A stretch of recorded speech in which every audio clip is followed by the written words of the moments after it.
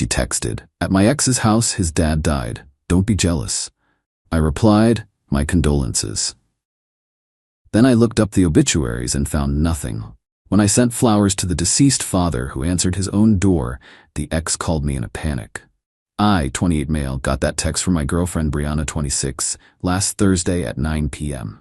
We'd been together for 2 years, living together for 6 months. The full text said, "Hey babe, I'm at Garrett's house. His dad just died suddenly this afternoon. The whole family is devastated. I know this is weird, but he called me crying and I couldn't say no. Don't be jealous. I'll be home late." Garrett is her ex from college. They dated for 3 years, broke up 4 years ago. He still comments on all her Instagram posts with fire emojis. I replied, my condolences to his family. Take your time. She sent back heart emojis and, this is why I love you. So understanding. Something felt off though. Not the going to comfort an ex part, death is death, I get it.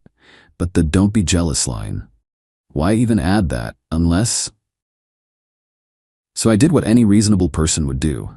I checked the local obituaries online. Nothing for anyone with Garrett's last name Hutchinson. Checked the funeral home websites. Nothing. Checked his dad's Facebook. We're not friends, but his profile is public. He'd posted about his golf game that morning. Interesting. I didn't confront Brianna. Instead, I decided to be a thoughtful boyfriend. I called a florist the next morning and ordered a nice arrangement. For the Hutchinson family, deepest sympathies on your loss. Had it delivered to Garrett's parents' house that afternoon. 2 hours later, my phone exploded. Garrett called me 15 times in 3 minutes. I let it go to voicemail. His message, "Dude, what the hell? Why did you send flowers to my parents?" My dad just called me freaking out, thinking someone's trying to tell him he's gonna die or something. This isn't funny. I texted back. Brianna told me your father passed away suddenly. I was trying to be respectful. Is he okay? Radio silence for 10 minutes. Then, I need to call you. I'm at work. Text is fine. This is a misunderstanding. What kind of misunderstanding leads to someone saying your dad is dead? No response. Brianna called me 20 minutes later. I answered. Hey babe, she said, voice shaky. So there's been a weird mix-up. Oh, I must have been confused. It was Garrett's uncle, his great-uncle, lives in another state. I mixed up the family members. His great-uncle died and you went to comfort him at his house here? Yes, he was really close to his great-uncle. What was his name? Whose name? The great-uncle who died. Long pause. Robert. Okay, I'll send flowers to that funeral too. What funeral home? No, I mean, that's not necessary. It's respectful. What funeral home, Brie? She hung up. I went home early. She was already there, pacing the living room. Ethan, we need to talk. Yeah, we do. I wasn't at Garrett's house. No kidding. I was at my friend Chloe's bachelorette party. I laughed, actually laughed. Chloe got married 2 years ago. I was at the wedding. Her face went red. Different Chloe. What's her last name? You don't know her. Try me. She burst into tears. Why are you interrogating me? God, you're so controlling. I'm controlling? You told me someone died. That's psychotic.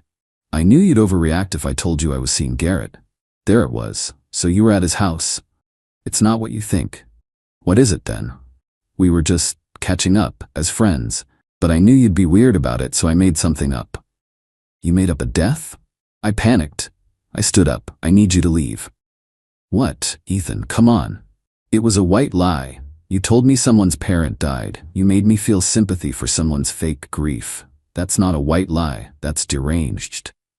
You're ending our relationship over this?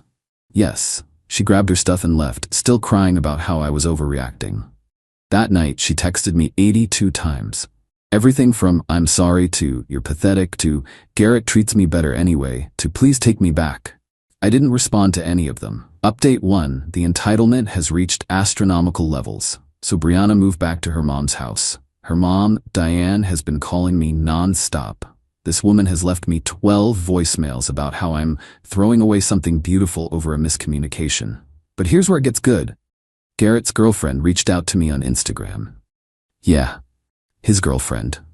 Turns out he's been dating someone named Haley for 8 months. She saw my name in his phone when he was freaking out about the flowers. Haley and I had coffee yesterday. The tea she spilled was scorching. According to Garrett's texts, which Haley screenshot, Brianna has been coming over for closure conversations for months. These conversations happened when Haley was at work. Brianna told Garrett she was basically single because I was emotionally unavailable. The night of the fake death, they hooked up. Haley dumped him immediately. But before she did, she forwarded me everything, including a photo Garrett had taken of Brianna in his bed that night. She was wearing the bracelet I gave her for our anniversary. I forwarded everything to Brianna with one message: "Your mom can stop calling me now." Her response was incredible. "You had no right to share my private information with strangers. That's revenge porn. I'm calling the police."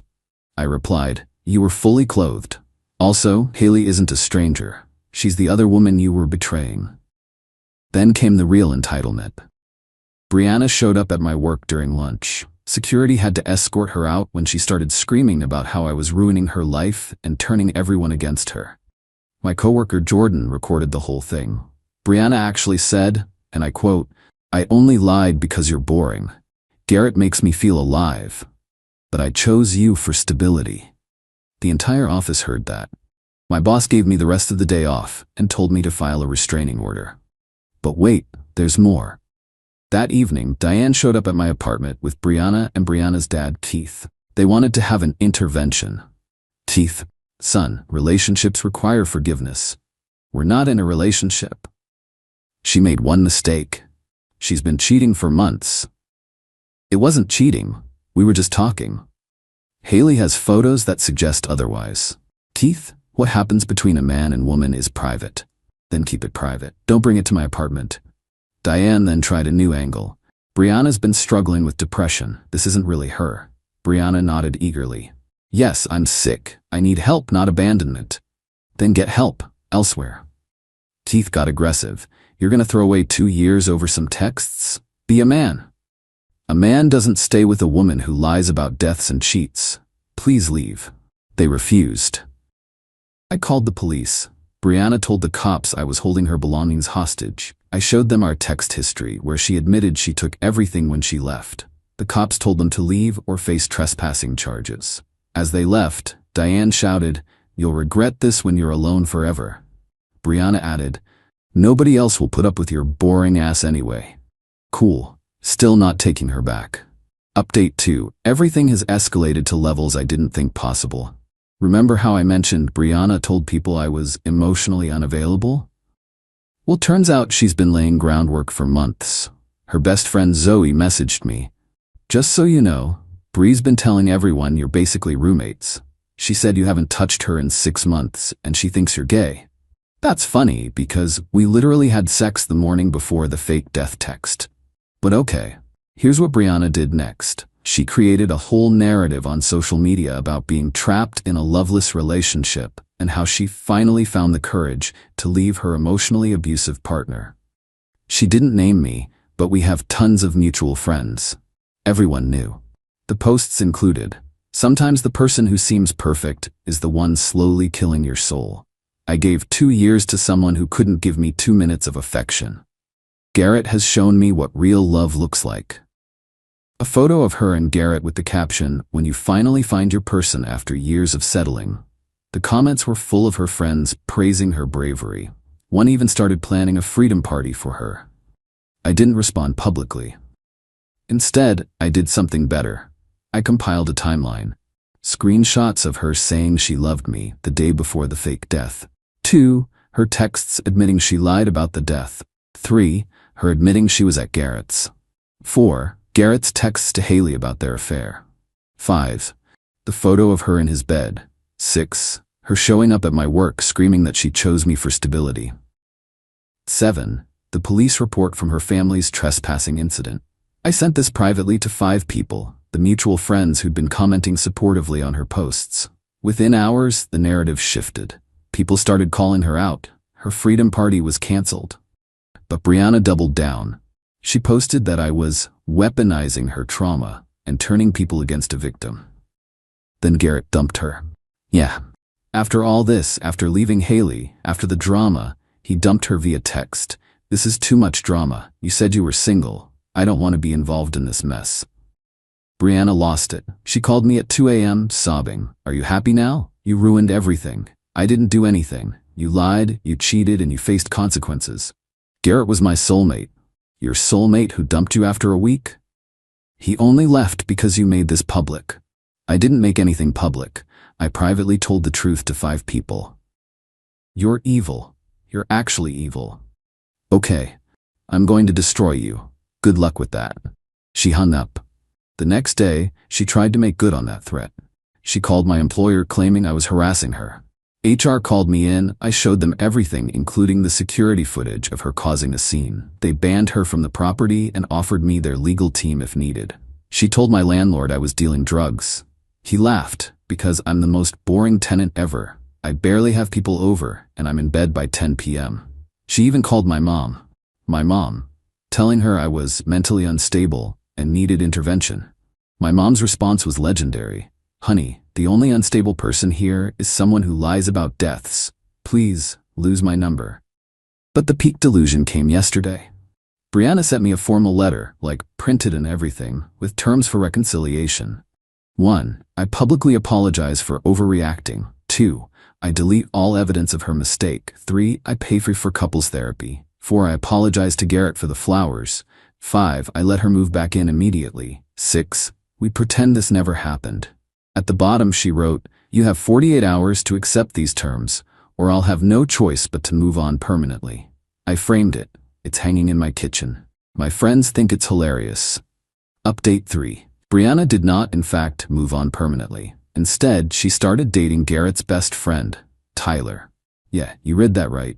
She's now with the best friend of the guy she cheated with. Tyler reached out to me on Instagram. Hey man, just wanted you to know, there's no hard feelings. Bree told me everything about how you were basically roommates and how you emotionally neglected her. I'm glad she's free now. I sent him the framed terms for reconciliation, photo with the caption, does this look like something someone would send to a roommate? He blocked me immediately. But here's where karma gets beautiful. Remember Haley, Garrett's ex? We've become friends through this mess. She works in HR at a major company downtown. Guess who applied for a job there? Brianna. Haley didn't sabotage anything, she's professional like that, but she did give the hiring manager a heads up about the potential culture fit concerns regarding someone who fabricates deaths and creates hostile work environments. Brianna didn't get the job. She found out through a mutual friend that Haley worked there. Her response was to threaten to sue Haley for defamation and career sabotage. Haley's response, truth is an absolute defense against defamation. Also, I have screenshots. Meanwhile, Tyler was learning what dating Brianna actually meant. She was texting Garrett constantly about closure. She was also texting me about making a mistake. She told Tyler's mom that they were planning to get engaged. They'd been dating for 5 days. She changed her relationship status to engaged to Tyler on Facebook. She started planning their wedding on Pinterest. Tyler lasted exactly 9 days before he called me. Dude, I'm sorry. You were right. She's insane. Apparently, the breaking point was when she called his ex-girlfriend to warn her to stay away from her man. His ex lives in another country. They haven't talked in 3 years. So now Brianna was single again. And this time, she went nuclear. She created a blog, a whole blog, called Dating While Healing, where she posted about her journey from emotional abuse to freedom. Every post was clearly about me, but with names changed. Evan was described as a controlling narcissist who isolated her from friends and made her feel worthless. The blog got some traction in certain circles. She was getting sympathy from strangers who didn't know the real story, until Haley and I decided to create our own website, The Real Story, where we posted all the screenshots, timelines, and evidence. We didn't promote it or anything, just sent the link to anyone who asked about Brianna's blog. Her blog mysteriously went private after that. Final update. The universe has a sense of humor. Last week, I ran into Garrett's dad at the grocery store. Yes, the deceased father. He recognized me immediately. You're the flower guy. We had a laugh about it. Then he said something interesting. That girl your ex was seeing my son about? She's trouble. Been calling our house at all hours, crying about some Tyler fellow. My wife had to block her number. She's not my problem anymore, I said. Smart man. You know she told my wife that you were abusive? My wife asked for specifics, and the girl said you were emotionally abusive because you didn't notice her new haircut once. We both laughed. But here's the real finale. Brianna sent me one last email last night. The subject line, "You won." The email, "I hope you're happy. You've turned everyone against me. Garrett won't talk to me. Tyler blocked me. Even my own friends think I'm crazy now. My mom says I need therapy. My dad won't pay for my apartment anymore because he says I need to learn accountability. You destroyed my life over one lie. One lie. I was just trying to spare your feelings about seeing Garrett. I could have just cheated without telling you anything, but I tried to be considerate by making up a reason. Now I have to move back to my hometown. I have to live with my parents at 26. I have to get a job at my uncle's insurance company because nowhere else will hire me. You ruined everything. I hope karma gets you." I replied, "Karma already got someone in this situation. Also, it wasn't one lie. It was months of lies, cheating, manipulation, and harassment. Good luck at the insurance company." She responded immediately, "I hate you." I didn't reply. As for me, I'm doing great. Started dating someone new, Amy from my climbing gym. She thinks the whole story is wild and regularly jokes about faking deaths to get out of boring dinners. My goldfish died, can't make it. Haley's dating someone too. We all went on a double date last week. It was surprisingly not weird. The flowers I sent to Garrett's dad, his mom dried them and keeps them in a vase because they're too nice to throw away, and it's such a funny story now. Garrett messaged me once, "Sorry for all the drama, man. I didn't know she was that crazy. I left him on red." Diane still occasionally texts me about how I broke her daughter. I've never responded. Keith sent me a LinkedIn request last week with a message, "No hard feelings, son. Business is business." I have no idea what that means. I declined the request. And Brianna? According to social media, she's back in her hometown, working at her uncle's State Farm office, posting inspirational quotes about rising from the ashes and phoenixes don't look back. Her last post was, "Sometimes the universe removes people from your life to protect you." Thankful for the lessons. The comments were turned off. To everyone who thinks I was too harsh, she lied about someone dying. She cheated for months. She tried to destroy my reputation, my job, and my relationships. She brought her family to my home to harass me. She created an entire blog to paint me as an abuser. All I did was tell the truth and let her face the consequences of her own actions. Sometimes the best revenge isn't actually revenge. It's just stepping back and letting someone experience the natural results of their choices.